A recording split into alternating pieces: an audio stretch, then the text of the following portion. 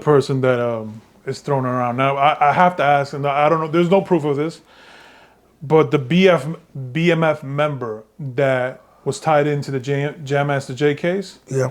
because to my knowledge, he did not testify in the trial. Right.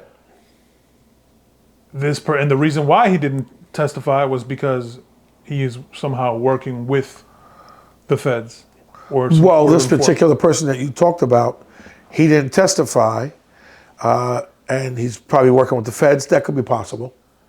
Anything's possible. People always think that, nah, this guy wouldn't snitch. He wouldn't talk.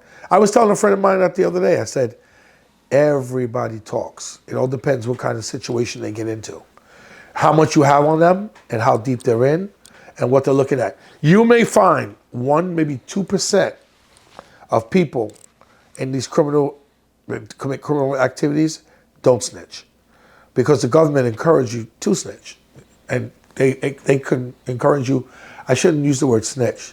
The word is to cooperate. Cooperate. Yeah. And that's what they use it. Cooperate. The streets go snitch. Snitch, right. Cooperate. But the government tells you that you're a cooperator. Could that be true? That could be true. People believe this certain individual is a cooperator because he came out very early.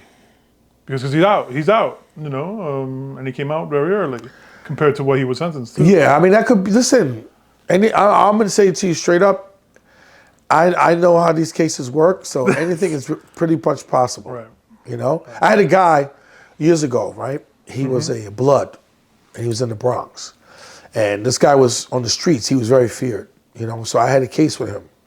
And he cooperated with me to help me out with certain things, but he was also in a dispute with another guy who was another big drug dealer in the street. And I never forget, I took him into the gang unit in Rikers, and I had to go into the cell, into the prison, inside, you know, the inner circle of the prison, right. Where I walked inside the prison with him. And he said, Parker, you see, the guards even feel me here. Because the guards were like, hey man, what's up? Are you back? Like, they were very friendly to him.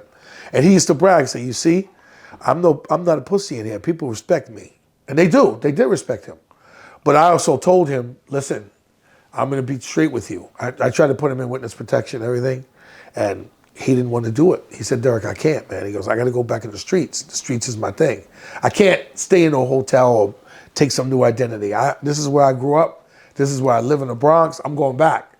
And I said to him, within a week, a month, you might be dead. Nah, man, this thing ain't gonna get me. I said, I'm telling you, man, straight up, watch your back. Because the dude that you got beef with is pretty much on your level. And this dude is looking to get you. If you're coming to get him, he's coming to get you. And sure enough, he got killed a week later. Wow. He was killed a week later. So the guards even feared him. They feared him. He was that kind of guy in jail, because, you know, it's respect too. You know, right. There's certain guys that you respect. You've seen the movies where the drug mogul goes into jail and the guards are like, yeah, man, he's cool. Like, give him a pillow, give him a blanket, give him extra milk. They do his laundry. Yeah. It happens, man. So, right.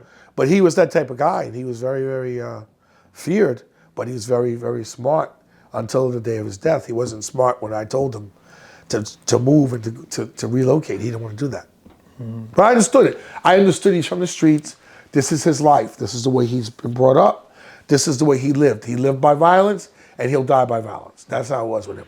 Live by the gun. I'm a gangster, and I'm going to die the way I lived. Live by the gun, die by the gun. Right, exactly.